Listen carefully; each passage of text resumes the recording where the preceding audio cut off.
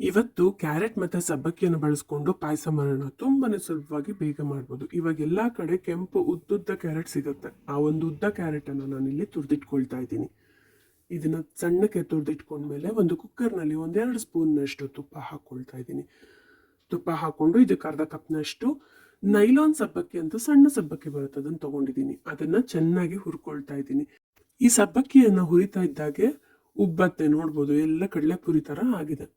ಇವಾಗ ಇದಕ್ಕೆ ನಾವು ತುರಿದಿಟ್ಕೊಂಡಿರೋ ಕ್ಯಾರೆಟನ್ನು ಕೂಡ ಹಾಕ್ಕೊಂಡು ಒಂದೇ ಒಂದು ನಿಮಿಷ ಚೆನ್ನಾಗಿ ಮಿಕ್ಸ್ ಮಾಡಿಕೊಂಡು ಇದಕ್ಕೆ ನೀರು ಹಾಕ್ಕೊಳ್ಳೋಣ. ಜಾಸ್ತಿ ಮಿಕ್ಸ್ ಮಾಡಿಕೊಂಡ್ರೆ ಆ ಕಡಲೆಪುರಿ ಥರ ಆಗಿರೋದ್ರಿಂದ ಎಲ್ಲ ಒಡೆದೋಗುತ್ತೆ. ಅವಾಗ ಪಾಯಸ ತುಂಬ ತಿಕ್ಕಾಗೋಗುತ್ತೆ. ನಮ್ಗೆ ಆ ರೀತಿ ಬೇಡ. ಅದಕ್ಕೋಸ್ಕರ ಒಂದ್ಸರಿ ಮಿಕ್ಸ್ ಮಾಡಿಕೊಂಡು ಒಂದು 3 ಕಪ್ನಷ್ಟು ನೀರನ್ನು ಹಾಕ್ಕೊಂಡು ನಾನು ಇದನ್ನು ಕುಕ್ಕರ್ನ ಮುಚ್ಚಿಟ್ಕೊಳ್ತಾ ಇದ್ದೀನಿ. ಒಂದು 2 ವಿಷಲ್ ಬರಬೇಕು. 1-2 ವಿಷಲ್ ಬಂದ ನಂತರ ನಾವು ಇದನ್ನು ಓಪನ್ ಮಾಡೋಣ.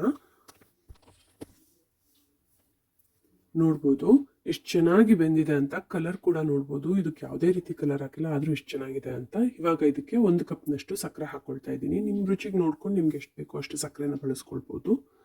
ಹಾಗೆ ಒಂದು 2 ಕಪ್ನಷ್ಟು ಹಾಲನ್ನು ಕೂಡ ಸೇರಿಸ್ಕೊಳ್ತಾ ಇದ್ದೀನಿ.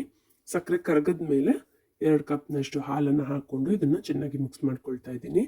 ಈಗ ಹಾಗೆ ಇದಕ್ಕೊಂದು ಸ್ವಲ್ಪ ಏಲಕ್ಕಿ ಪುಡಿಯನ್ನು ಕೂಡ ಹಾಕ್ಕೊಳ್ಬೇಕು. ಇದು ಚೆನ್ನಾಗಿ ಒಂದು ಕುದಿ ಬರಬೇಕು. ಇವಾಗ ಪಾಯಸ ಕುದೀತಾ ಇದೆ. ಪಾಯಸ ರೆಡಿ ಆಗಿದೆ, ನೋಡ್ಬೋದು ಎಷ್ಟು ಚೆನ್ನಾಗಾಗಿದೆ ಅಂತ ಹೇಳಿ. ಇವಾಗ ಸ್ವಲ್ಪ ತುಪ್ಪದಲ್ಲಿ ಗೋಡಂಬಿ ದ್ರಾಕ್ಷಿಯನ್ನು ಹುರಿದ್ಬಿಟ್ಟು ಪಾಯಸಕ್ಕೆ ಹಾಕೊಂಡ್ಬಿಡೋಣ.